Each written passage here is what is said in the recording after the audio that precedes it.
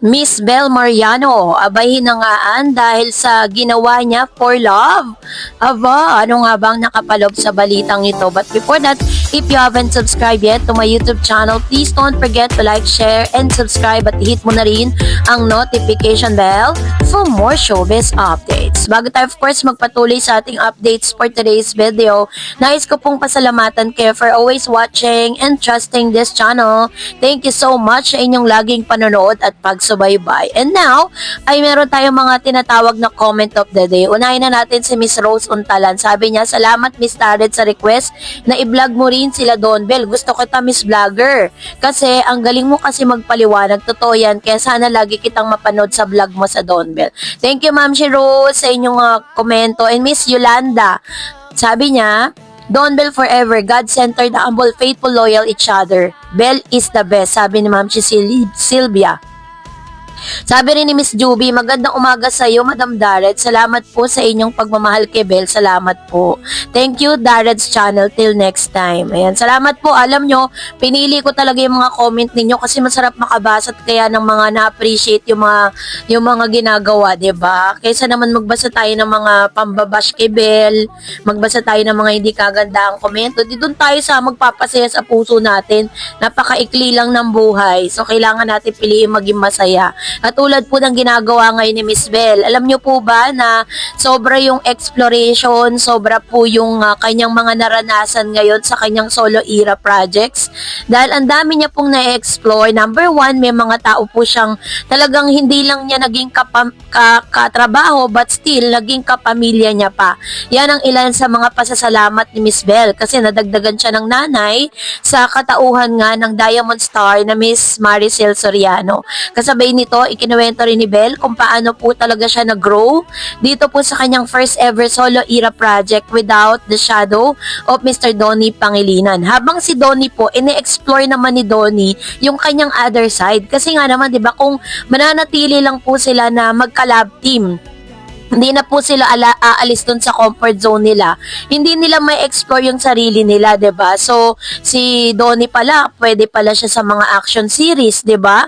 So, hindi niya po hindi niya makikita 'yun, 'di ba? Kung hindi po siya lalabas sa comfort zone nila ni Miss Donnie, Miss Bel Mariano. Kaya naman, that's really a good thing, no? Maganda rin po siya. Although, may mga nakakamiss sa kanila pong proyekto together, pero darating din naman tayo sa punto na magkakaroon pa rin yan kasi may mga endorsement, meron pong mga brands na nagtitiwala sa kanilang dalawa pag sila po yung magkasama. Pero, alam niyo po ba na laman po ng balita ngayon si Miss Bel Mariano, yung mga international news, yung Forster, sabi dyan, no, yung Crown 4 News na kung saan in-interview po siya doon. At narito po yung nilalaman ng interview. Sabi diyan, isa sa pinakakapansin-pansin na katangian ni Miss Bel Mariano ay ang kanyang kakayahang lumampas ay tablado at sa harap ng camera. Yung kanila pong news is translated into English. So, tinatranslate lang natin into Tagalog para mas maunawaan po ninyong lahat. So, sabi diyan, lumalagpas daw sa entablado at sa harap ng camera upang makipag-ugnayan sa mga tao bilang isang tunay na tao. Hindi lamang bilang artista, sa kanyang pagbisita sa San Francisco, USA, naging sentro ng atensyon ang kanyang taus-pusong pakikipag-ugnayan sa mga kababayang Pilipino na naninirahan doon. Biruin ninyo, nagkaroon siya ng panayam, no? Sa panayam niya sa Crown 4 News, ibinahagi ni Bell kung gaano kalaking kagalakan ang kanyang nararamdaman nang marinig ang mga kwento ng mga Pilipino na nasa diaspora. Mga kwento ng sakripisyo, tagumpay at patuloy na pagmamahal sa bayan kahit malayo sa Pilipinas. Ayon kay Bell, isang delight o tunay na kasiyahan ng bawat pagkakataon na siya'y nakakakausap ng mga Pilipinas sa Amerika. Ikinuwento rin niya na bawat hello at bawat simpleng kwento ng buhay ay may dalang inspirasyon. Hindi raw di umano biro ang marinig kung paano patuloy na pinangahawakan ng mga Pilipino sa ibang bansa ang kanilang kultura at pagkakakilanlan kahit naharap sila sa mga hamon ng pakikipagay sa ibang lahi at sistema.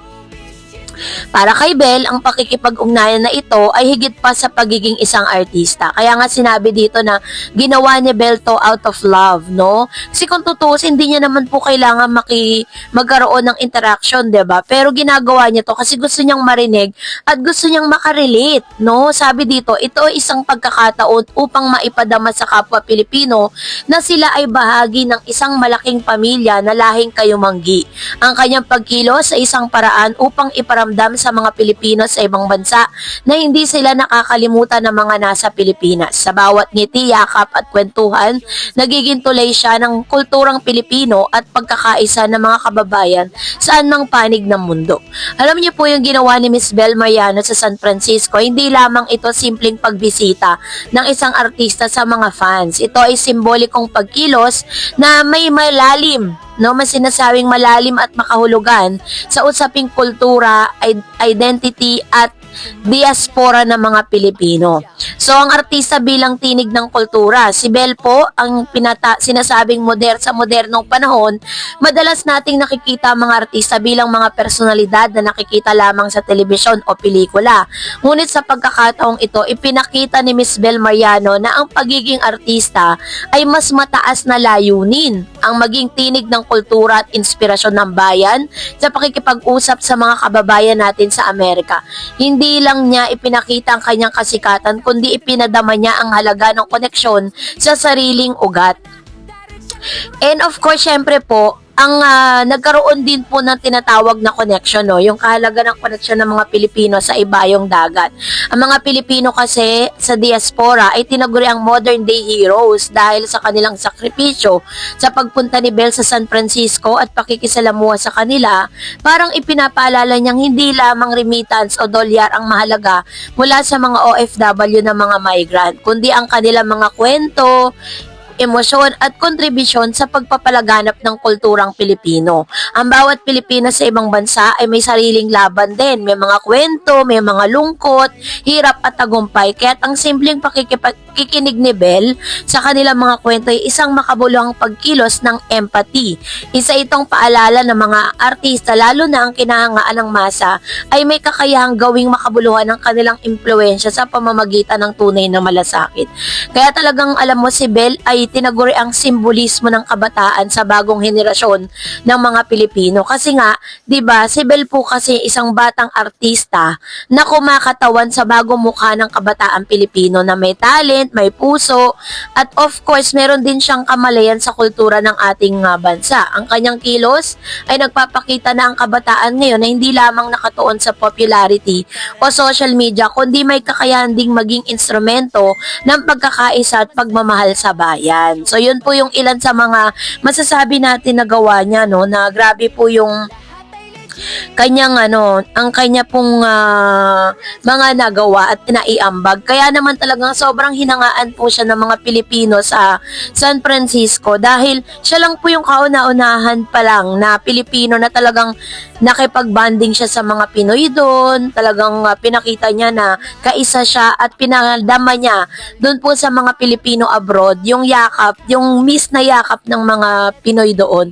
Kaya talagang sabi nga, ginawa lahat ni Belle to out of love. Kasi alam naman natin na dun po sa ibang bansa may mga kumakalat din na mga flu, ganon, katulad po dito sa Pilipinas, diba? Pero ginawa niya yun kasi parang gusto niya makarelate, diba? Kaya talagang si Miss Belle, naging usap-usapan, naging talk of the town dun sa lugar na yun kasi parang naramdaman talaga nila na nasa Pilipinas sila while they are talking to Miss Belle Mariano. Kaya talagang alam nyo, kung ako, deserve ni Miss Belle na kumita talaga tong movie na to kasi ginagawa niya talaga yung part niya, ginawa niya yung kanyang hindi lang sa harapan ng camera but still she managed na talagang maipaabot yung mensahe, no, ng mga pamilya ng bawat Pilipino na naroroon po sa ibang bansa. Kaya naman, if you are one of the followers and one of the talagang humahanga kay Miss Belle, nasa right track ka, tamang tao talaga yung hinangaan mo. So, kayo po, anong inyong saloobin? Meron ba kayong experience with Miss Belle? You can jot down dyan po sa comment section. And that's it for today. For more videos and updates, please don't forget to like and subscribe. And please don't forget to follow my Facebook page, Dar Eds TV and Dar Eds channel. God bless everyone!